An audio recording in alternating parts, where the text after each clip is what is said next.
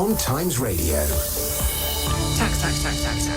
Keir Starmer rolled the pitch for it, didn't he, earlier? Potential tax rises in the October budget. Is tax, though, in itself, a bad thing? Is it a bit of a dirty word? It pays for our public services, so why don't we have a healthier relationship with it? Ryan Shorthouse is a founder of Bright Blue, a think tank that promotes liberal conservatism.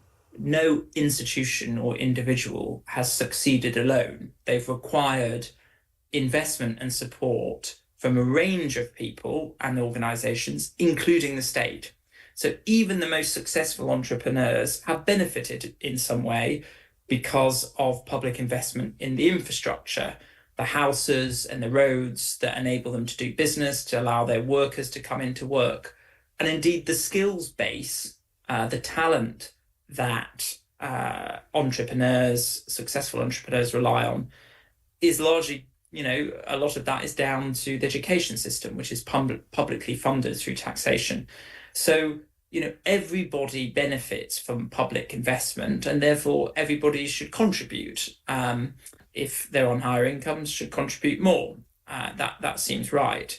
So there is a danger, yes, that taxation is just seen as something that we need to lower and reduce the tax burden, when actually the role of taxation is important for the funding of public services that we all require and all rely on to succeed.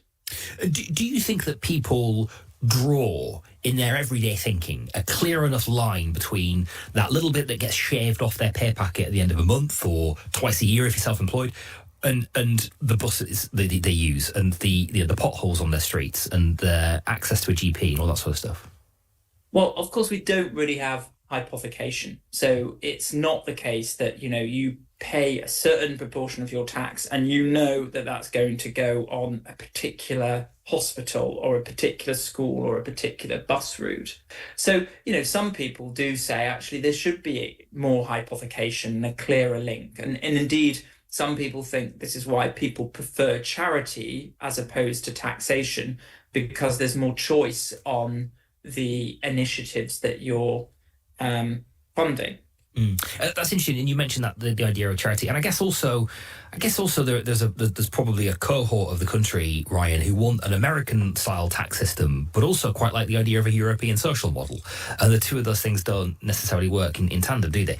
And you mentioned charity there, being able to sort of contribute make a national contribution, but to something specific, and I suppose it's interesting because that is often the argument that a lot of very wealthy people use, isn't it? That they are we had this debate last week, Ryan, about whether or not you have to be mean to be a bit rich, or a bit mean to be very rich, I should say. And that was quite interesting. And one of the things that came up a lot was how philanthropic the wealthy can be.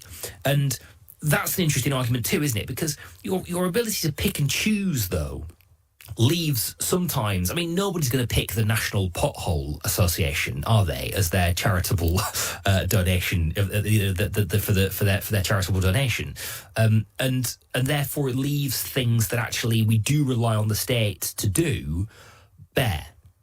You're quite right that if you only leave it to choice, then you're going to have disproportionate focus on, for example, animal charities, which we know get a hell of a lot of funding. So, by God, all the dogs and cats in this country are going to live in mansions as a result of, if we had that sort of model. So you're right, you've got this, the state is there for, I suppose it's a kind of market failure of the charity sector, which sounds a bit of a weird way of doing it. But, there are some gaps in provision if you relied entirely on philanthropy, that the state needs to step in and do. And indeed, the argument, for example, about baby boomers, they're sitting on these, big pension pots and big housing wealth. Maybe they're a selfish generation. It's not true. Baby boomers are giving more to their children than any previous generation. But of course, all the money that they're giving, and they're being very generous with it, is to their own children. So the problem is you get a kind of intra-generational inequality emerging. And that would happen if we just relied on charity, right? You would get particular causes which get a lot of money, and that would be very generous of those people. But there would be some wider inequality as a result of that. On the other point that you were making, which is about American levels of taxation and Scandinavian levels of public investment. I mean, at the end of the day, all mature capitalist societies have relatively high levels of taxation. So the academic Steve Pinker, who is quite individualist, talks about there's no libertarian paradise. Even some of the most kind of what you would think of as quite dynamic market individualist economies, I don't know, South Korea, Singapore, still have quite relatively high levels of taxation. So the debate isn't whether we should have taxation or not. I think in mature capitalist societies, there is a consensus that we need taxation for both investment in public services, but also to make sure economies carry on growing. The debate is more, I think, about the levels of taxation.